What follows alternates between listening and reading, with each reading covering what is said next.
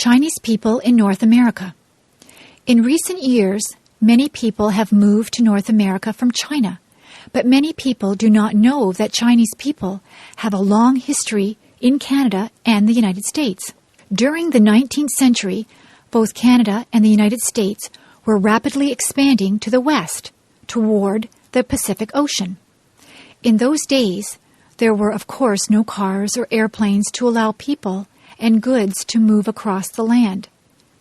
Instead, the best method of long-distance transportation was the railroad. Railway trains could move quickly across the countryside. However, there was one problem. Before the railway trains could run, railroads had to be built across very long distances. To build the railroads was a very big job. Many men would be needed because the distance was so long and the land was so difficult, with many mountains and rivers to be crossed.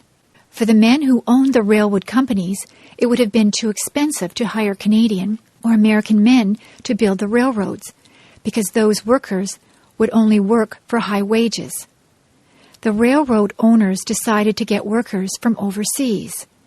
Many Chinese men were willing to work for low wages because they were very poor.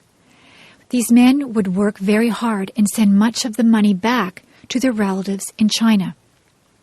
Thousands of Chinese men were brought to North America to work on the railroads. They did good work, but their employers treated them badly. The workday was very long, and working conditions were very unsafe. Many Chinese men died in accidents while constructing the railroads.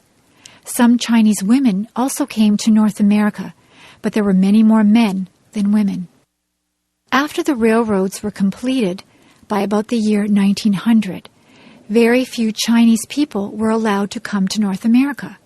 Most people in Canada and the United States were not familiar with Chinese people and did not want strangers to come to their countries. Any Chinese person who came to North America had to pay an expensive tax. This made it difficult for Chinese men to bring their wives and families to join them in North America. Later, the governments of Canada and the United States made Chinese immigration illegal. Eventually, the people of Canada and the United States realized that their laws had been unfair. They changed the rules so that Chinese people could immigrate in the same way that people from other countries could do so. In recent decades, many Chinese people have moved to North America and have formed a very lively and successful community. Many cities, such as Toronto, Vancouver, San Francisco, and New York, have been enriched by Chinese culture. Chinese people are now very prominent in North America, just as they were many years ago.